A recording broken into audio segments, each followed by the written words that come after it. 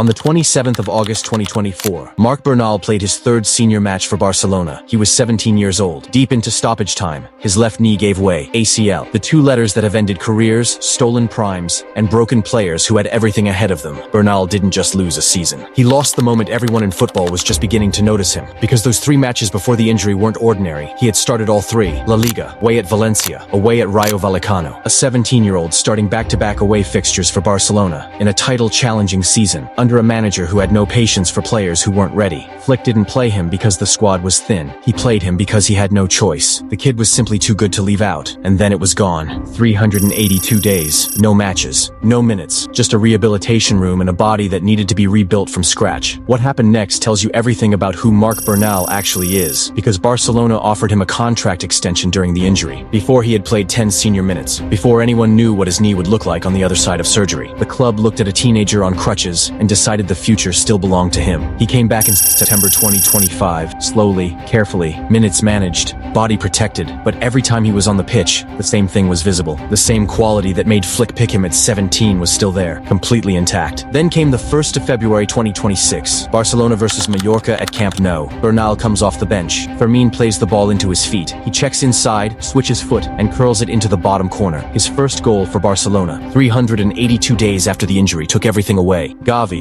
watching from the stands with his own knee wrapped, posted one sentence: "Anyone who has had this injury knows how hard it is." La Liga. That is not a compliment from a teammate. That is recognition from a man who survived the same fire. Here is what the football world is still underestimating. Barcelona's midfield problem, the Pedri injuries, the Gavi absences, the overload on De Jong. That problem doesn't hurt Bernal. It accelerates him. Every time the depth disappears, the door opens wider. He is 18 years old. He has played fewer than 300 senior minutes. And he already knows something most footballers never learn until their career is half over.